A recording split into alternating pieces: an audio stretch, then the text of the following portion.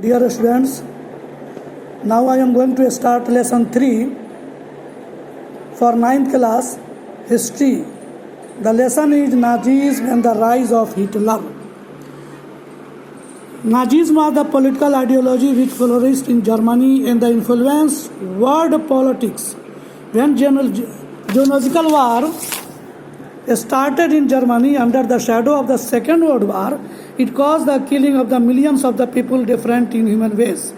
This chapter deals with the Nazi ideology, Hitler's politics and its impact on the Germany as well as the world's socio-political economical system.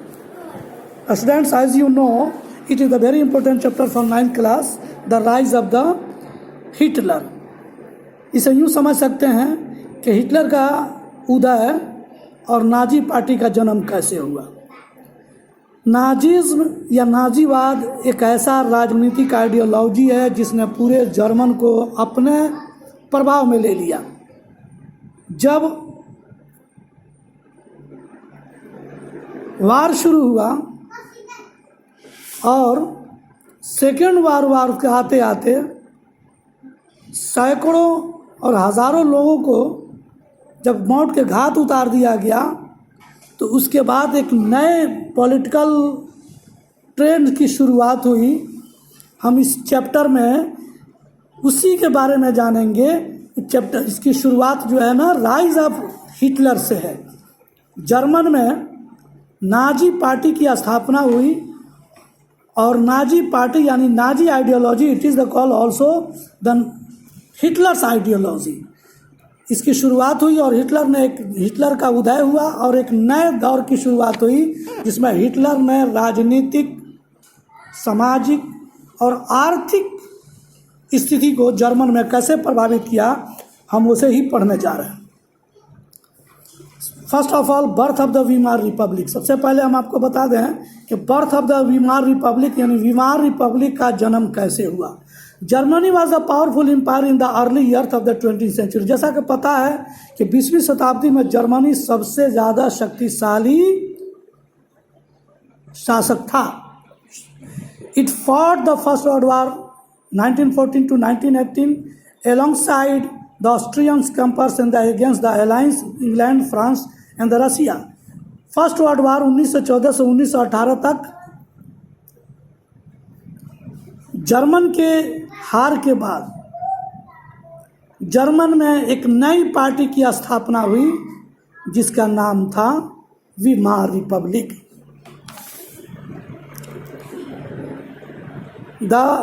A national assembly met a Weimar and established a democratic constitution with a federal structure. German के इस हार के बाद German की condition और German की जनता बिल्कुल जो है बेकार हो चुकी थी। ऐसे में एक नेशनल असेंबली की बैठक हुई और उसमें वीमार डेमोक्रेटिक कॉन्स्टिट्यूशन की स्थापना की गई जिसका बेस जो फेडरल स्ट्रक्चर था। Deputies they are elected to the German parliament.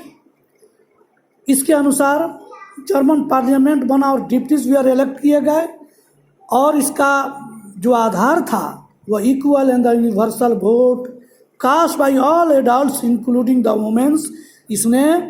इसका जो आधार था वह ये था कि समान रूप से सबको बराबर का अधिकार मिले, यूनिवर्सल वोटिंग का पावर हो और इस पहली बार वीमार रिपब्लिक में ही महिलाओं को यह अधिकार दिया गया। कुछ दिनों के बाद द पीस ऑफ ट्रीटी सामने आया। वर्साइल में पीस ऑफ ट्रीटी की स्थापना पीस ऑफ ट्रीटी हुई और by the singing the peace treaty of the Versailles German last.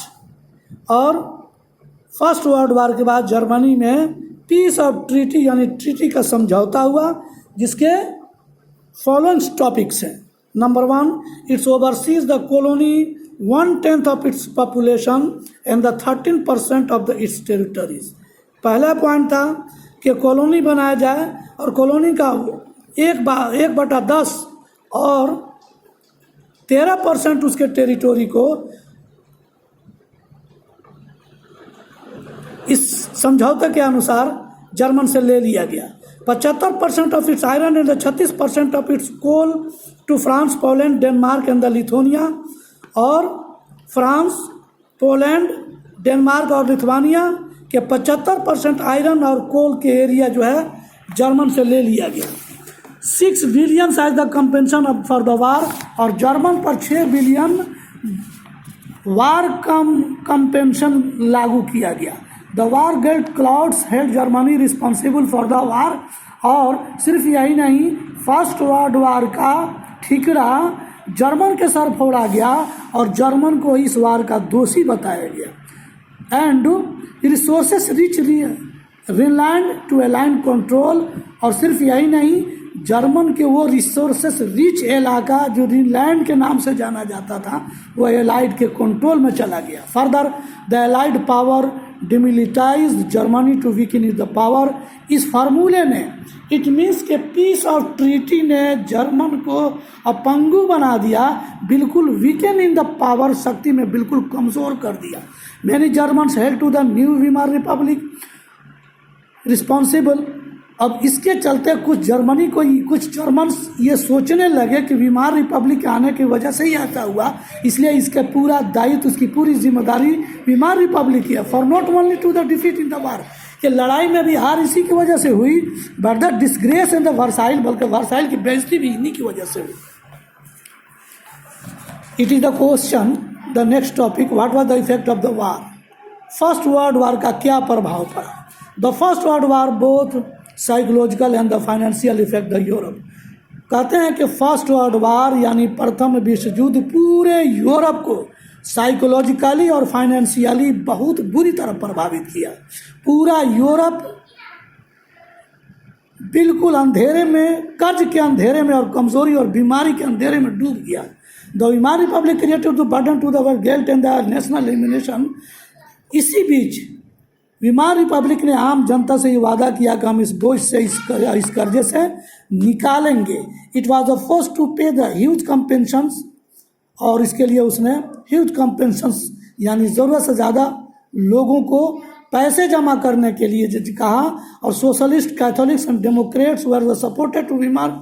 लेकिन जब ये सब कुछ हुआ तो सोशलिस्ट, कैथोलिक्स और डेमोक्रेट्स जो थे उन लोगों ने वीमार रिपब्लिक का सपोर्ट कर दिया। और इसी वीमार रिपब्लिक के इसी सपोर्ट को जो क्रिटिसाइज किया गया और come to known as the November criminals, और आगे चल के इसे भी नवंबर क्रिमिनल के नाम से जाना गया। Aggressive war the propaganda, national honors and the support grew for the conservative dictatorship। और इस तरह से यहाँ से नेशनल ऑनर को सपोर्ट किया गया और डिक्टेटरशिप की शुरुआत हो गई।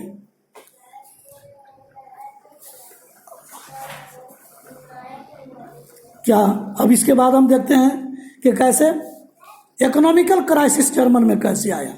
कहता है कि political radiations is the only increase by the economical crisis of 1923। Weimar republic के एस्टेब्लिश के बाद 1923 में पूरे जर्मन में इकोनॉमिकल क्राइसिस हो गया। Germany had fought the war largely on the loan, क्योंकि जर्मन ने जो वर्ल्ड वार की लड़ाई की थी वो टोटल लोन पर डिपेंड था और लोन लेकर के उसने लड़ाई की थी। और इस लोन को आफ्टर द वार उसको गोल्ड के रूप में रिपे करना पड़ गया। This deplete gold reserve at the time when the resources were square. एक तरफ उसका रिसोर्सेस खराब हुआ और दूसरी तरफ जो है ना उसके गोल्ड सब जो इसके रिपे में चले गए। इसलिए जर्मन रिफ्यूज टू पे इन 1923। जब जर्मन ने इस कंपनसेशन को पे करने से रिफ्यूज कर दिया, France occupied Germany industrial area, तो फ्रांस ने आक्रमण करके जर्मन के इंडस्ट्रियल एरिया को अपने कब्जे में ले लिया। दरुआर विच वाज रिच इन कोल, विशेष उसका वो इलाका जो कोयले में धनी था जिसका नाम था रूर था, उसको उसने अपने कब्जे में ले लिया। हालात बिगड़ते गए और धीरे धीरे जर्मन डिप्रेशन में चला गया। यहाँ एक क्वेश्चन है to be noted in your fair copy dear students. The years of the deflation. What do you mean by the years of deflation? What is years of deflation? The great economical depression after the World War caused a sharp fall in the demand in the essential goods. कहता है कि जब economical depression हो गया first world के बाद, तो essential goods का डिमांड ज़रूरत से ज़्यादा बढ़ गया। Farmers, trades and the industrials we are severely affected by this crisis. सबसे ज़्यादा बिजनेसमैन, व्यापारी लोग और ट्रेडर्स इससे ज़्यादा प्रभावित हो गए। Even America could not escape from the crisis. यहाँ तक अमेरिका जो 1917 में बिल बुलाए मेहमान की तरह से इस वार में कूद पड़ा था, वो भी क्राइसिस से अपने आप को नहीं बचा सका। और उसका वॉल स्ट्रीट एक्सचेंज 1929 में क्रैश कर गया। जो लोगों की मदद करता था आफत में, वो भी 1929 में क्रैश कर गया। In Germany investment and Australia recovery we are the totally depend on the USA. और जर्मन भी अपने टोटल इंडस्ट्रियल रिकवरी के लिए यूएसए पर डिपेंड कर गया। और इस तरह से between 1920 and 1932 over the next 3 years national income of the USA fell by half. USA की आमदनी हाफ हो गई। The effect of this recessions in the USA economy we are felt and over the world. नतीजा हुआ कि पूरे Europe में economical harassment हो गया। और इस तरह से German economy was severally hit by the economical crisis. और सबसे ज़्यादा जर्मन को भुगतना पड़ा, क्योंकि इसके यहाँ ज़बरदस्त इकोनॉमिकल क्राइसिस हुआ। बाई 1922 यानी 1932 आते आते the industrial production was reduce 40% of the 1929 level. जो 1929 में उसका लेवल था इंडस्ट्रियल प्रोडक्शन का, 1932 में आते आते बिल्कुल 40% डिटेक्ट हो गया। इसके विशेष कुछ कारण थे। What was the main effect of the reason of the German wars. हम यहाँ बताते हैं कि main effects of the recessions German के क्या थे। Workers lost their jobs. क्या क्या खतरा हुआ? सबसे पहला हुआ कि जर्मन वर्कर्स अपनी नौकरी गंवा बैठे और वेजेस उनके घटा दिए गए। Number 2, the number of the unemployment people increase to 6 million. 6 million तक बेरोजगारों की संख्या बढ़ गई। On the streets of Germany, men started moving with the plants around their necking, says willing to be do work. यहाँ तक condition ये हो गया कि जर्मन के लोग गलियों में अपने गले में माला डालकर ये तख्ती लगाकर घूमने लगे कि willing to do any work. क्या कोई काम है हमारे लिए? Number 4, unemployment youth played card और the simply set at a street corner. यहाँ तक के बेरोजगार लोग गली चौराहों चौक चौराहों पर बैठ करके कार्ड खेलने लगे। Desperately queued up to the local employment exchange. और लोकल एम्प्लॉयमेंट एक्सचेंज के लिए लोगों ने जो है चक्कर लगाना शुरू किया। And the last, the economical crisis created the dependency and the fears in the people. इस इकोनॉमिकल क्राइसिस ने जर्मन के अंदर लोगों के अंदर भय का वातावरण पैदा कर दिया, जिसके चलते आम जनों का जीना मुश्किल हो गया। It is the first part of this lesson. Now the rest of this lesson in second part. Thank you. Okay.